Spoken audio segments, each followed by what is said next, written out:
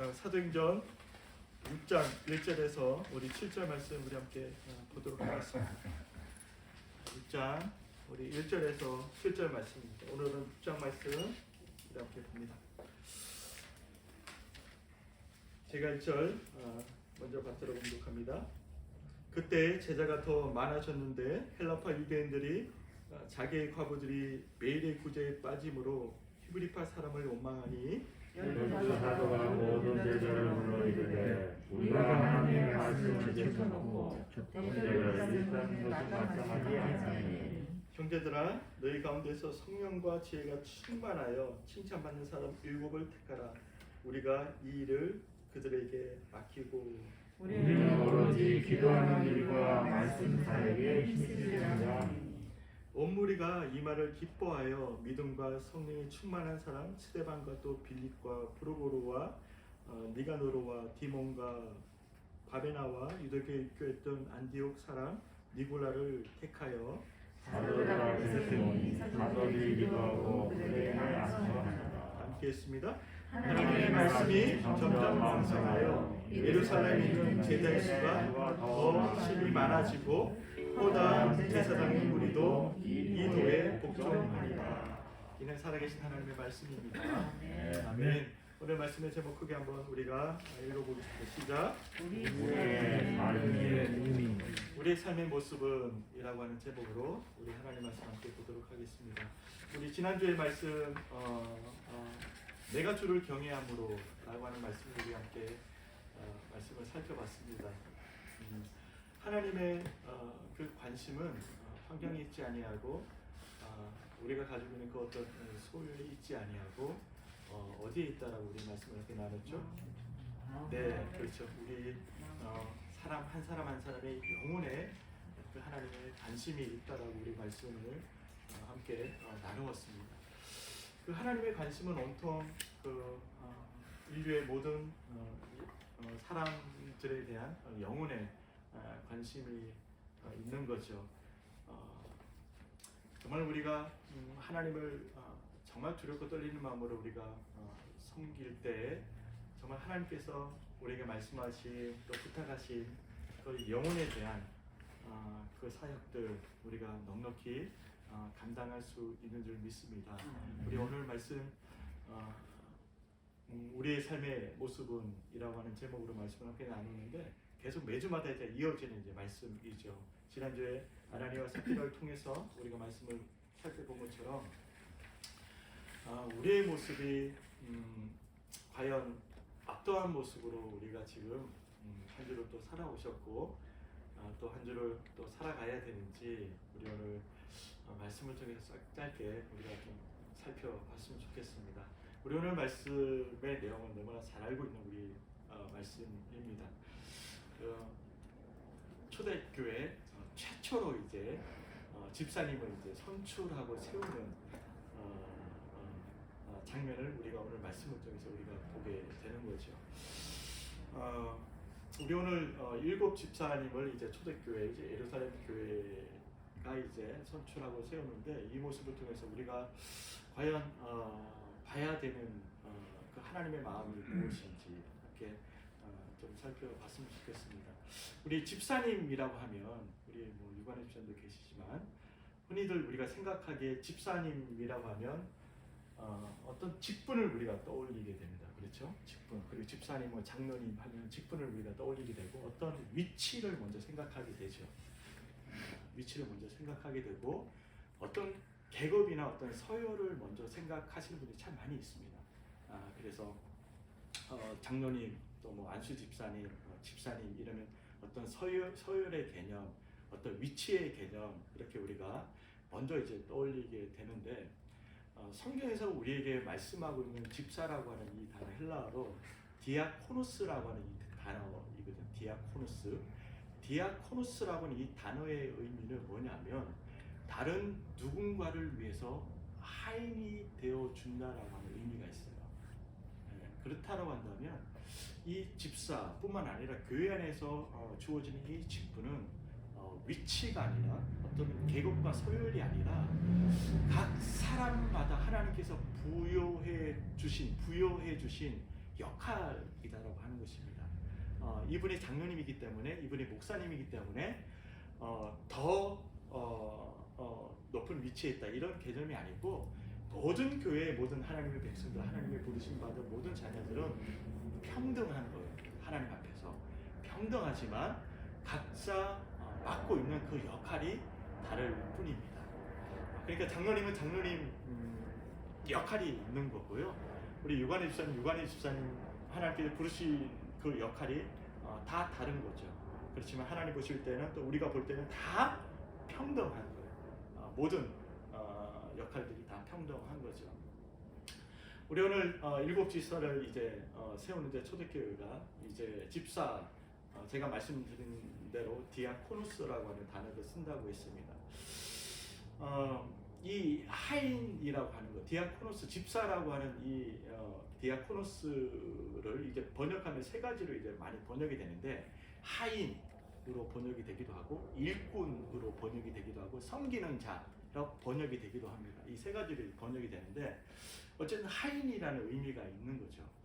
그렇다면 이 하인은요, 섬김에 있어서 본인이 내가 그 섬김의 주체가 될 수 없습니다.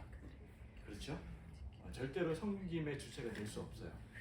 섬김의 주체는 나를 부르신 그 누군가, 주인이 바로 나의 섬김의 주체가 되는 거죠.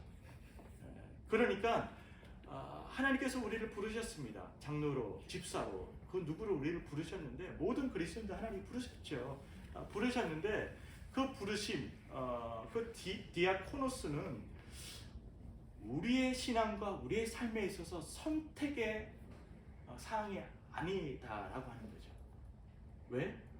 내가 기분이 나쁘든 싫든 거기에 따라서 내가 결정할 문제가 아니고, 환경에 따라서 내가 그것을 선택할 문제가 아니라, 하나님께서 우리를 부르셨기 때문에 그 부르신 자가 바로 나의 그 부르심의 주체이기 때문에, 우리는 당연히 그 부르심 앞에 기꺼이 자발적인 순종과 헌신으로 삶을 살아내는 게 마땅한 거겠죠. 그러니까 우리의 삶에 있어서 하인으로 다른 누군가를 살아간다라고 하는 것은 선택사항이 아니라 뭐죠? 의무, 그렇죠. 필수인, 의무인 거죠. 의무라고 하면 사람들이 많이 싫어해요. 요즘은 사람들이 뭐 강압적인 어떤 이미지 때문에 뭐 싫어하는데, 때로는 우리의 신앙 가운데 하나님께서 우리가 의무적으로 해야 될 일들도 있는 거죠. 그렇죠?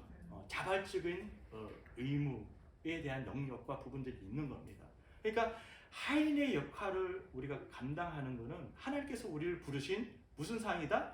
의무 사항이다 라고 하는 것은 선택사항이 아닙니다. 선택사항이라고 생각되는 사람은 아직까지, 그 사람은 진정한 디아코노스가 그 사람 가운데, 신앙 가운데 아직까지 세워지지 않은 사람인 거죠. 그래서 오늘 집사를 이제 선출하게 되는데, 왜 집사를, 디아코노스를 세우게 됐는가 라고 하는 부분인 거죠. 왜 일곱 집사를 선택해서 초대교회가 세우게 되었을까? 그 동기가 무엇일까? 그 동기가 바로 1절 말씀에 나오죠. 우리 1절 말씀 다시 한번 읽어보겠습니다. 시작. 그때가 더 많아졌는데 헬라파 유대인들이 자기의 과부들이 매일의 구제에 빠짐으로 히브리파 사람을 원망하니. 자, 일곱 집사님을 선출하게 된 동기가 있습니다. 그 동기는 바로 1절에서부터 출발이 되어져요. 예루살렘 교회 안에는 두 부류로 이제 나눠졌습니다. 그 부류는 뭐냐면 히브리파 유대인들과 또 헬라파 유대인들로 이제 교인들이 나눠진 거죠. 근데 다수를 이룬 그 부류의 사람들이 어떤 사람이다? 아니죠. 히브리파 유대인들이 다수를 절대 다수를 이루었습니다. 대부분의 사람들이 히브리파 유대인들이었습니다. 예루살렘 교인들이. 그러니까 헬라파 유대인들은 소수였던 거죠. 아주 소수. 그러니까 이제 디아스포라, 이제 예루살렘을 고국을 떠나서 이제 살았던 사람들. 그러니까 뭐 한 2세, 3세쯤 되겠죠. 그 사람들이 다시 고국으로 돌아와서 이제 살게 되었던 거죠. 그런데 복음을 접하면서 이제 교인이 되었던 상황이죠, 이게. 그러니까 우리 우리 너무 쉽게 잘 이해할 수 있을 것 같아요. 그러니까 대건의 대웅이가 여기서 태어나고 여기서 삶을 살다가 이제 한 나이가 들어서 한국으로 다시 이제 가게 된 거죠. 가서 신앙생활을 하게 된 거죠. 그러니까 이제 한국말도 이제 언어를 하고 그러다 보니까 아무래도 히브리파 사람들이 그러니까 이제 본토 사람이죠. 쉽게 말해 본토 사람이라는 말씀을 드리기 본토 사람들이 좀 터세 아닌 터세를 하는 거예요. 그러니까 자신만이 어떻다 우월하다고 생각하는 거죠. 메타적인 성향이 강한 거예요. 히브리파 사람들. 왜 그러냐면 우리 용식은 잘 아시는 거예요. 히브리파 사람들 늘 어떤 정신이 있었다, 어떤 마음이 있었다? 선민 의식이 있는 거죠. 우리만이 정통파, 우리만이 하나님을 정통으로 섬기는 사람이다. 하나님께 선택받은 사람이다라고 하는 그런 우월감, 우월주의, 어떤 선민 의식이 굉장히 강했습니다. 히브리파 유대인들이. 그러다 보니까 이제 헬라파 사람들을 무시했겠습니까? 무시하지 않았겠습니까? 당연히 무시했죠. 헬라파 유대인을 무시한 거죠. 이제 그러면서 이제 열심히 교회 안에서 매일매일 행했던 게 있는데 그게 뭐냐면 바로 구제였습니다. 매일매일 가난한 사람들 또한 굶주린 사람들 또 도움이 필요한 사람들에게 매일매일 교회가 했던 게 바로 구제였는데 이 구제는 누구를 주축으로 이루어졌겠습니까? 오늘 1절 말씀에 의하면 히브리파 유대인들 중심으로 이제 구제가 이루어졌던 거예요. 그러니까 팔이 안으로 굽는다고 이 히브리파 유대인들이 누구에게만 이 구제 혜택을 줬어요? 그래, 히브리파 유대인들에게만 이 구제의 혜택을 준 거예요. 그러니까 오늘 말씀에 나와 있잖아요. 헬라파 유대인들은 빠짐으로 그랬어요. 헬라파 사람들, 헬라파 과부들은 빠짐으로 그랬어요.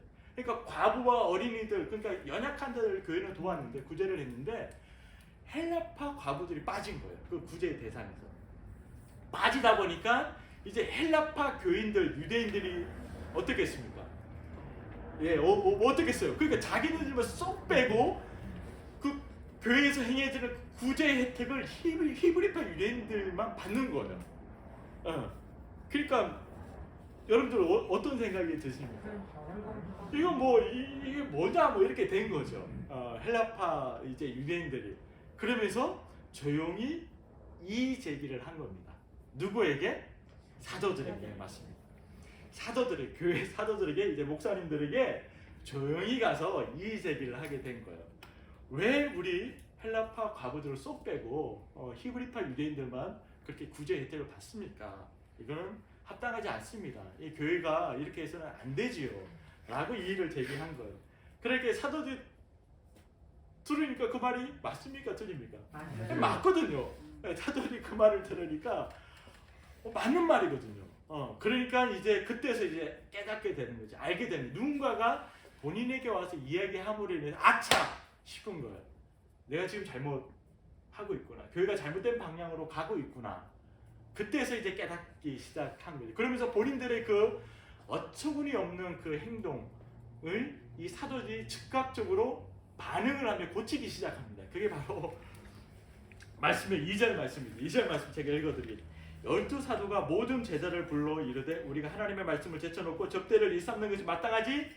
아니. 자, 이 말은 뭐냐면 정말 교회가 해야 될 일이 있잖아요. 사도들이 해야 될 일이 있잖아요. 역할이 있잖아요. 근데 그 역할을 지금 예루살렘 교회가 충실하게 이행했다 못했다? 이행을 하지 않았다라는 결론을 본인들이 시인을 하는 거예요.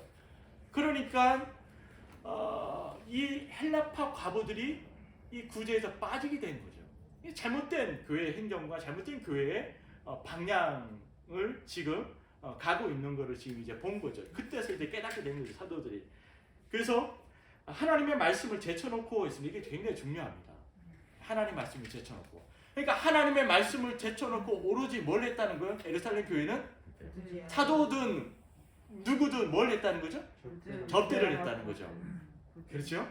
접대. 여러분 접대하면 뭘 생각나십니까? 접대. 유관님처럼 접대하면 뭐가 생각나십니까? 접대하면 자, 음식이 이렇게 이제 건전한 사람들은 접대하면 이제 음식이 생각이 나요. 근데 이제 한국에 많이 이제 접대된 사람 접대하면 음식보다도 술에 대한 개념이 강하죠. 근데 여기서 접대는 술이 아닙니다. 술이 아니고 여기 접대라고 하는 것은 금전과 음식을 이야기합니다. 그렇다고 한다면 예루살렘 교회의 구제 형태는 어떻게로만 나타났다? 바로 금전적인 부분과 음식을 제공하는 형태로만 나타났어요. 과부들에게, 필요한 자들에게 어떤 자금적인 부분 아니면 먹는 부분, 식량적인 부분을 이제 계속 매일매일 구제의 활동들을 했던 거죠. 근데 사도들도 거기에 같이 동참을 하고 매진을 했던 거예요. 그러다 보니까 사도들이 해야 될 역할이 뭡니까? 말씀과 기도잖아요. 기도인데 그 말씀과 기도를 제쳐놓고 그렇게 말씀하고, 그러니까 말씀과 기도에 소홀했던 거죠. 본인이 해야 될 역할을 충실하게 이행하지 못하고 오로지 접대에만 신경을 쓰고 접대에만 오로지 온통 관심이 가 있었던 거죠. 그러면서 이제 사도들이 깨닫기 시작한 거예요. 이래서는 안 되겠다. 내가 지금 잘못된 길을 가고 있구나. 라고 이제 헬라파 사람들, 유대인을 통해서 알게 된 거죠. 오늘 말씀에서 너무 중요한 말씀을 하고 있는 거죠. 그러니까 접대를 일삼았다라고 하는 거. 그러니까 교회가 해야 될, 진정으로 정말 해야 될 일들이 참 많이 있는데 우리가 그걸 놓치고 있을 때에 참 교회가 항상 문제가 생기게 된다라고 하는 걸 우리가 볼 수 있는 거죠. 교회는 참 다양성 속에서 하나님의 그 나라를 이루어가는 것 같습니다. 서로의 각자의 다름을 통해서 그 다름이 늘 연합하고 일치하고 하나 되어질 때 늘 교회는 아름답게 균형을 이루면서 하나님의 그 나라를 이루어가는 것 같아요. 한쪽으로 치우칠 때 늘 교회는 문제가 생길 수밖에 없는 것 같습니다. 우리 사랑하는 우리 열린교회 성도님 여러분, 하나님께서 우리를 다른 누군가를 섬기는 하인으로 우리를 부르셨어요. 하인으로 부르셨어요. 그래서 이제 초대교회 예루살렘 교회가 그러면 이제 안 되겠다라고 사도들이 인지를 한 거예요. 그러면 나는 내가 해야 될 그 일이 말씀과 기도로 사람을 섬기는 하인의 역할을 더 충실하게 감당하는 게 나의 역할이기 때문에 이 역할을 더 충실하게 감당하기 위해서 7 집사를 세워야 되겠다라고 결정을 하고 7 집사를 선출해서 세우게 되는 거죠. 그렇죠. 7 집사를 선출하게 된 이유는 뭐냐면 앞으로도 접대 일을 누구에게 맡긴다? 그렇죠. 집사님들에게 맡기기 위해서 7 집사님을 선출하게 된 거죠. 바로 배경이 그렇습니다. 그러니까 사도들은 오로지 말씀과 기도로 다른 누군가를 끊임없이 섬기는 하인의 역할을 더 충실하게 감당하기 위해서, 그 일에 오로지 매진하기 위해서 다른 누군가를 섬기는 그 접대의 일, 금전적으로, 식량으로, 어떤 물질로 섬기는 그 일은 사도들이 하는 것이 아니라 집사님을 통해서 이제 해야 되겠다는 결론을 교회가 이제 내리게 되는 거죠. 그래서 집사님들을 이제 선출하게 됩니다. 참 귀한 말씀인 것 같아요. 오늘 말씀을 통해서 우리가 볼 때 다른 누군가를 우리가 섬기는 타인이 되어 준다라고 하는 거, 어떻게 보면 제가 오늘 칼럼에도 냈지만 참 미련하고 어리석은 행동이고 모습일지 모르겠습니다. 정말 우리가 정말 주님을 경험하지 않고는 정말 그 십자가의 그 복음을 우리가 깨닫지 않고는 결단코 해할 수 없는 일이에요. 결단코 누군가를 위해서, 김훈 장로님을 위해서, 김훈 장로님을 섬기기 위해서 내가 하인이 되어주는 것, 그리고 아직 복음을 접하지 않는, 아직 예수님을 모르는 다른 누군가를 위해서 내가 하인이 되어주는 것, 하인의 역할을 충실하게 내가 감당하겠다라고 내가 결정하고 끊임없이 그분을 섬긴다라고 하는 것은 이게 보통 일이 아닌 거죠. 정말 주님을 경험하지 않고는, 정말 복음을 깨닫고 복음을 경험하지 않고는 할 수 없는 일인 거죠. 그렇다면 우리가 이 일을 왜 해야 되는가? 네? 우리 박 집사님, 왜 우리가 다른 누군가를 꼭 섬겨야 됩니까? 섬기지 않고 그냥 열심히 찬양하고 예배하고 말씀 묵상하고 말씀 암송하고 열심히 교회에서 또 해야 될 그 역할들을 감당하며 그렇게 신앙생활을 하면 안 됩니까? 왜 꼭 다른 누군가를 우리는 섬겨야 하는 하인으로서의 역할을 감당해야 되는가? 왜 우리는 사람을 그렇게 섬기는 하인이 되어야 되는가? 왜 그럴까요? 왜 그렇겠습니까? 복음을 전하기 위해서. 네, 맞습니다. 네. 그 이유는 아까 제가 말씀을 드렸죠. 우리 그리스도인들에게 사명, 삶이 선택의 여지가 아니라 반드시 우리가 해야 할 일입니다. 그리고 우리가 가야 될 길입니다. 믿으십니까?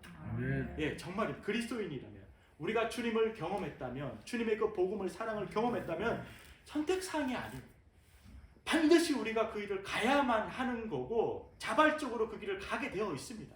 그 사랑을 알게 되면 십자가의 그 은혜를 알게 되면 그래서 우리 마태복음 20장 26절 우리 말씀을 한번 볼까요?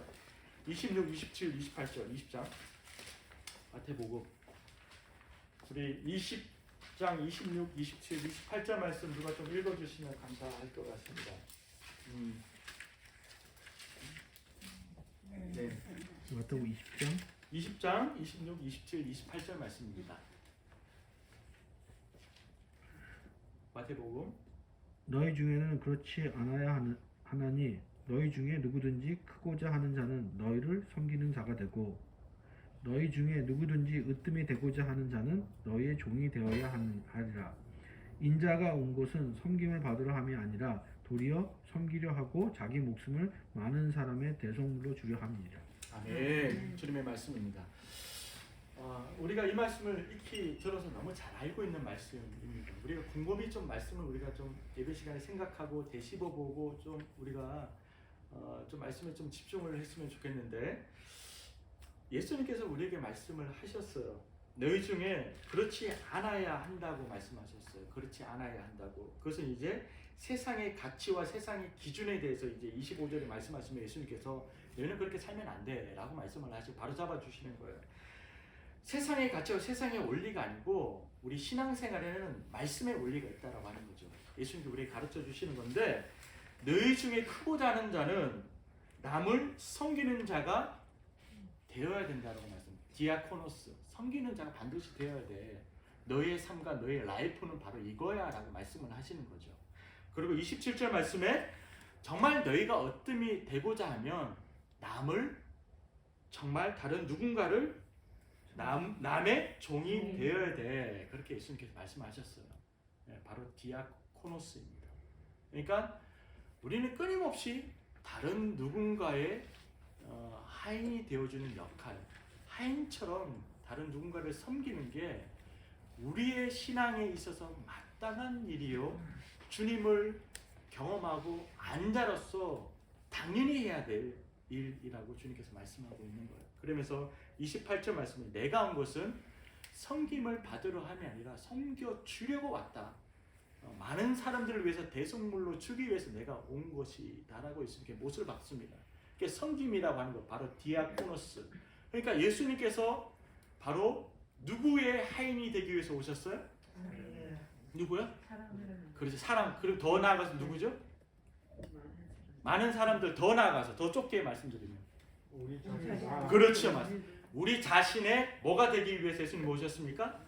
하인이 되어 주시기 위해서 오셨다라고 해석을 할 수 있습니다. 예. 자, 우리의 신앙은 예수님을 본받는 삶인 줄 믿습니다. 예수님을 따라가는 삶이 되어야 되는 줄 믿어요. 그 예수님을 본받는 거죠. 예수님께 걸어가신 그 삶을 우리도 따라가는 거죠. 왜? 예수님은 우리의 삶의 길이기 때문에. 예수님께서 우리의 삶의 진리이고 생명이고 길이기 때문에 그 예수님의 그 뒤를 따라가는 게 바로 예수님의 제자의 삶인 거죠. 그 예수님께서 나를 위해서 하인이 기꺼이 되어 주셨어요. 하인이 되어 주셨기 때문에 예수님께서 십자가에 못 박혀 기꺼이 죽으실 수 있었던 거죠. 예수님께서 정말 한 사람 한 사람을 섬기시기 위해서 죄와 사망 가운데 우리의 힘으로 해결할 수 없는 이 문제를 해결하려고 하지 않으셨다면 주님께 절대로 십자가에 돌아가지 않으셨을 거예요. 그리고 나를 위해서 하인이 되어주지 않으셨을 겁니다. 주님께서는 인간을 분립하기 위해서 이 땅에 오신 것이 아니라 철저하게 한 사람 한 사람의 하인이 되어주시기 위해서, 한 사람 한 사람을 섬김으로 말미암아 이 사람에게 생명을 주시기 위해서, 영원한 생명, 이터널 라이프를 예수님께서 이 사람에게 주시기 위해서, 이 영혼을 건지시고 살리시기 위해서 예수님이 아니고는 해결할 수 없거든요. 그래서 예수님이 기꺼이 나의 하인이 되어주셨습니다. 그렇다면 예수님 삶을 우리가 본받고 예수님 삶을 우리가 따라가는 제자라면, 신앙이 되면 기꺼이 우리의 삶도 다른 누군가의 하인의 역할을 감당하는 삶을 살아가는 것이 마땅하지 않겠습니까? 섬김을 받으려고 하는 게 아니라 세상의 가치와 기준으로 그 사람을 바라보는 게 아니라 예수님께서 우리에게 가르쳐 주신 그 기준과 가치를 가지고 우리가 세상의 삶을 살아낼 때에 반드시 그 삶을 통해서, 그 사람을 통해서 바로 하나님의 나라가 임하게 되고 그 영혼이 생명을 얻는 놀라운 은혜가 임할 줄 믿습니다. 요한복음 12장 24절 말씀 우리 함께 보고 말씀을 좀 맺었으면 좋겠는데, 요한복음 12장 24절 말씀입니다. 요한복음 12장 24절 말씀 제가 읽어드리겠습니다. 내가 진실로 진실로 너희에게 이르노니 한 알의 밀이 땅에 떨어져 죽지 아니하면 한 알 그대로 있고 죽으면 많은 열매를 맺느니라. 아멘. 그렇게 말씀하셨습니다. 요한복음 12장 24절이죠.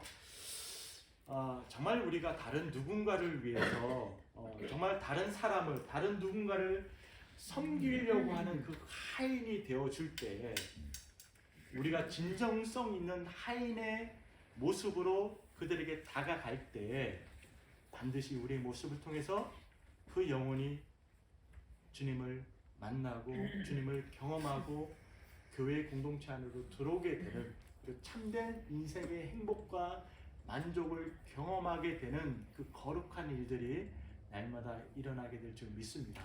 그런데 우리가 하인이 되지 아니하면 결단코 그 일은 일어날 수 없는 거예요. 한 알의 밀이 땅에 떨어져 죽어야 되는 거예요.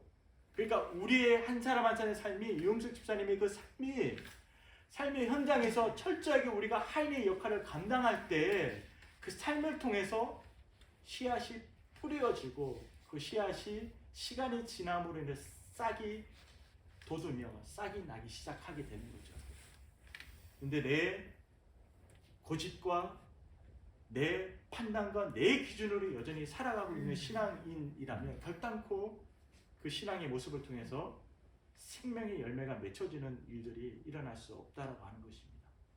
우리는 철저하게 바로 주님을 알기에 어떤 상황에, 어떤 환경에서 우리는 사람을 섬기는 그 하인의 역할을 감당하는 것, 그게 우리의 사명이다 라고 하는 사실을 우리가 잊지 아니하고, 가정에서든 직장에서든 아이들에게서든 정말 철저한 디아코노스의 삶을 살아갈 수 있기를 간절히 축복합니다.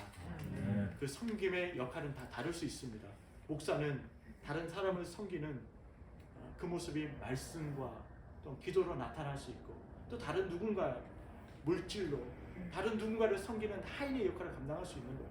또 다른 누구는 재능을 통해서 다른 누군가를 섬기는 하인의 역할을 감당할 수 있는 거예요. 또 다른 누구 재능이 없다면 손과 발을 통해서 다른 아무개를, 다른 누군가를 섬기는 그 하인의 역할을 충실히 감당할 수 있는 거죠. 그 모습은 각각 다 다를 수 있습니다. 다를 수 있지만 그 아름다운 그 다양성 속에서 정말 진정한 그 하인의 그 섬김의 모습이 우리 열린교회 가운데 정말 풍성했으면 좋겠습니다. 아멘. 그렇게 삶을 살아갈 때 정말 나를 섬기시고 하인이 되어주신 그 주님과 인격적인 관계가 더 깊어질 수밖에 없는 거예요. 그리고 진정으로 그 주님을 섬길 수 있는 거예요. 근데 이런 삶이 되지 않으면 주님을 진정으로 섬길 수 없습니다. 말로만 섬기는 거죠. 정말 내 인생, 삶 가운데 그렇게 내가 하인의 역할을 감당할 때 인격적인 주님과의 그 관계가 더 깊어지고 주님을 진정으로 섬길 수 있는 거죠.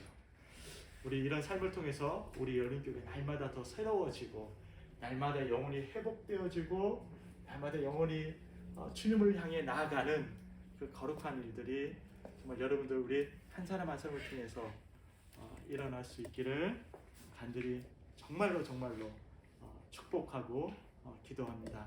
기도하겠습니다.